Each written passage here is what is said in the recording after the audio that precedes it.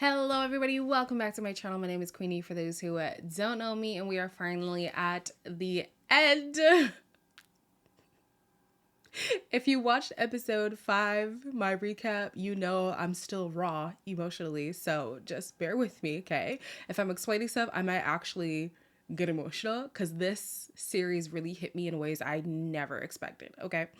But anyways, we're reviewing episode 6 of Queen Charlotte. Before I get into it, please make sure to like this video, subscribe and hit the bell, and leave a comment down below. Now, I didn't write notes mainly because I couldn't see through my tears. So I hope I'm able to recall things from memory, okay?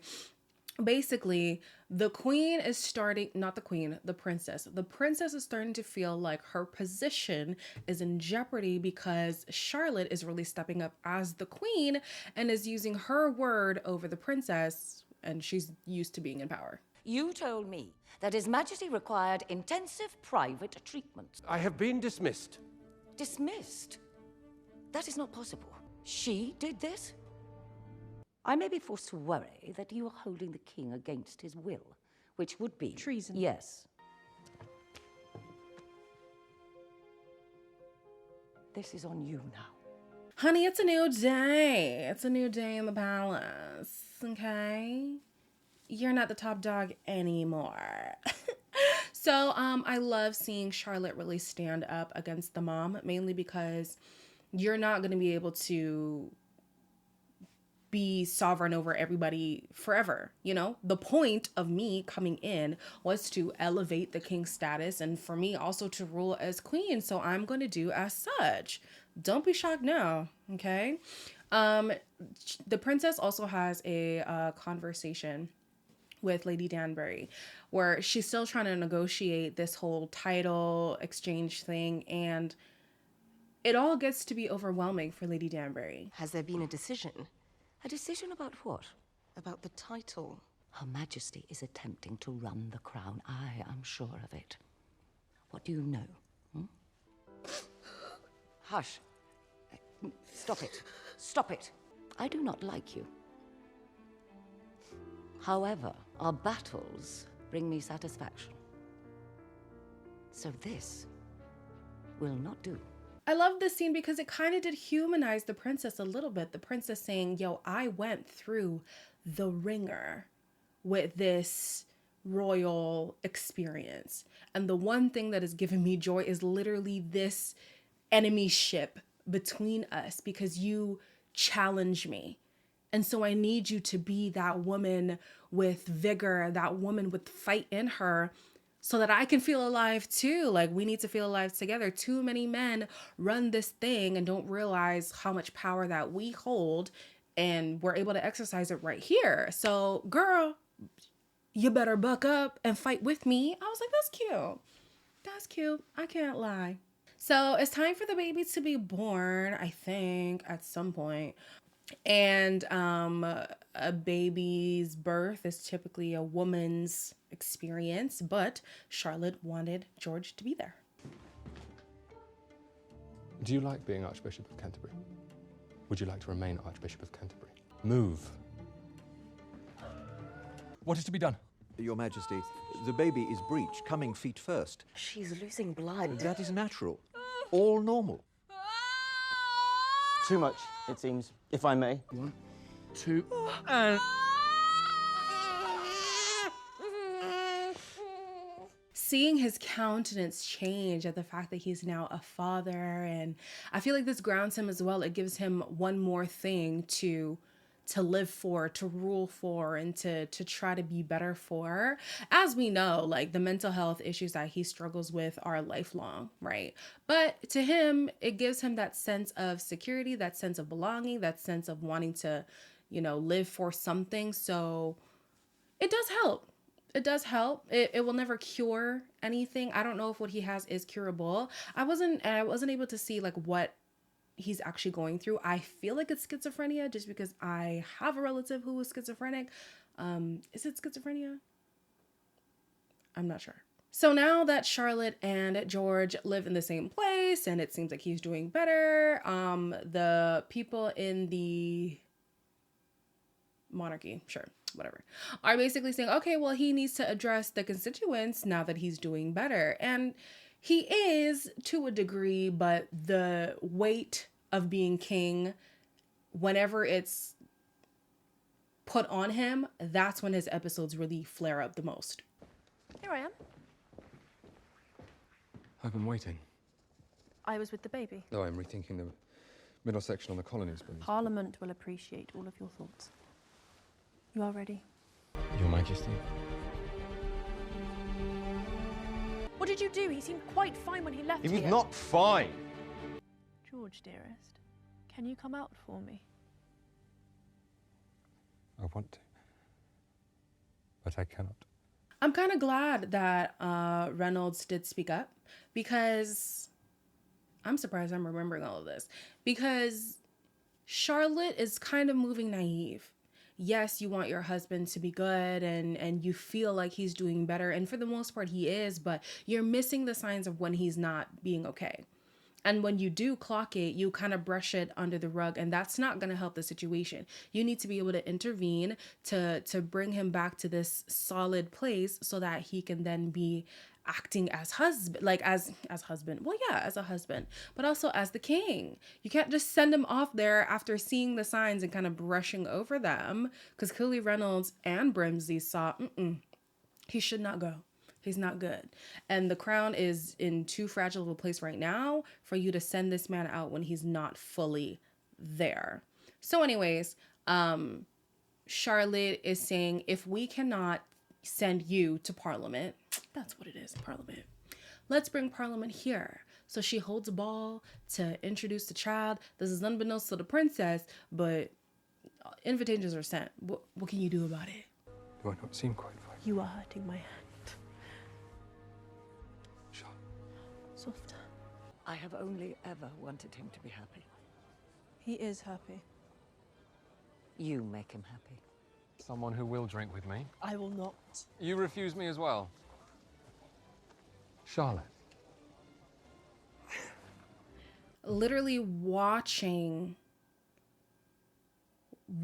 her bring him down to earth. I'm going to say down to earth because he literally feels like the heavens are after him.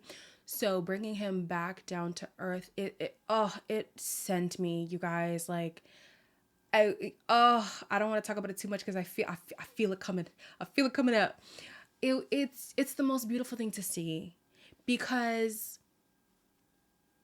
really, what can you do when somebody's own self is attacking them? It's his mind. And at this time, there aren't medications to mitigate those things. There aren't therapists. There aren't whatever. Like, everybody's just kind of fumbling in the dark because nobody knows what to do. So for her to take whatever measures that she thought would work, and for it to actually work, and for her to stick beside him regardless of what she's gone through, dealing with him, dealing with the mom and all that stuff, like, it was just, it made me so emotional. We time jump to the future, where Violet sees the party hat that was given to Lady Danbury by obviously her father, and now she's trying to connect two and two together. She's trying to connect two and two together. And I think they were also trying to make a connect of when Lady Danbury actually meets Violet. One can find gardens in bloom in the most interesting of places. Lady Danbury. Lord Ledger. I'm Violet. Hello, Violet. I wanted to thank you for your kindness after my husband passed. Lady Danbury, it is your kindness for which I should be showing gratitude. First of all, Lord Ledger, what the hell was that? Why you bringing your child? At least let me know that our one-off was a one-off. Like, I was ready to fall in love with the story, and he just shut it down. But fine, I guess be a noble married man or whatever. But yeah, it was interesting to see the story of Violet putting together that her dad was the love that she had. They do kind of tease that Charlotte's brother was a love interest as well. I don't really want to go into it. I feel like that was kind of unnecessary. But She then puts all of her party hats that either she has made or her dad has made over the years and is like, should I put them away? Is this something that we should cover? It might be childish, but it holds a lot of memories and it holds a lot of love and it keeps the legacy of your father with us. So I guess that was kind of Lady Danbury's way of saying, yes, it was your dad. Yes, I loved him. And no, I don't regret it. Maybe I'm reading into it, but that's how I perceived it. And I think Violet too was accepting that it's okay. I'm not upset that you had what you had with my dad. Time jump to the future. I feel like I've touched on mostly everything. Yeah, one of the married couples have actually had a child. Have you come to complain? Or have you come to see the new portrait? I waited for quite some time, so there would be no doubt. You will have your heir. Victoria thinks it will be a girl. I hope that will be all right with you.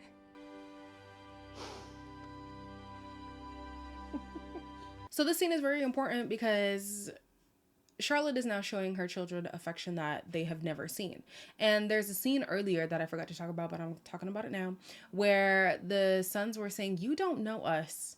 You have not been a good mother. And she's like, I've been an amazing mother and I've been an exceptional queen. And they're like, yeah, queen, exceptional. Mother, piss poor. And Brimsley also co-signs that. And basically it's just because she's always been in servitude of her husband. She couldn't show up for anybody else at all, really. And I understand both perspectives. Definitely now that I hear the kids talk about the mom not really taking their interests and not really showing them affection and ruling over them as a queen and not a mother, was hard for them. It was really hard for them. And also, they had tried, some of them, I don't give the boys an excuse because what? But the women have tried to have kids and have lost pregnancies. And she didn't even know that. So this race to have a child was daunting for them because they were trying actively, but they couldn't confide in their mom because their mom wasn't their mom. Their mom was just the queen. And I also feel for the queen because, okay, maybe I couldn't have showed up as your mom, but if you knew what I was going through, you would know that I did my damnness. I did the absolute best I could with what I was given. So yeah, it was an interesting duality between maybe she was a bad mom from the kid's perspective, but if you take in context the life that she lived, she did the best that she could. So the episode ends. Oh, no. Damn it. I feel it coming. I feel the tears coming. The episode, oh my gosh. The episode ends with Charlotte being so happy that there's an heir to the kingdom, and she rushes over. Oh my gosh. She rushes over to tell George, and George is having an episode. I think the episodes are now like his reality, right? And guys, she gets under the bed. George. No, do not bother me. In the sky. George, it is me. It is your Charlotte.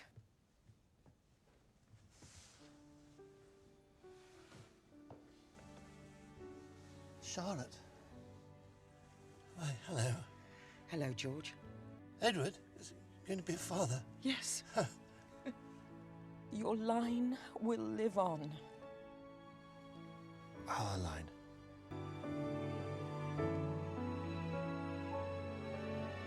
Fancy meeting you here.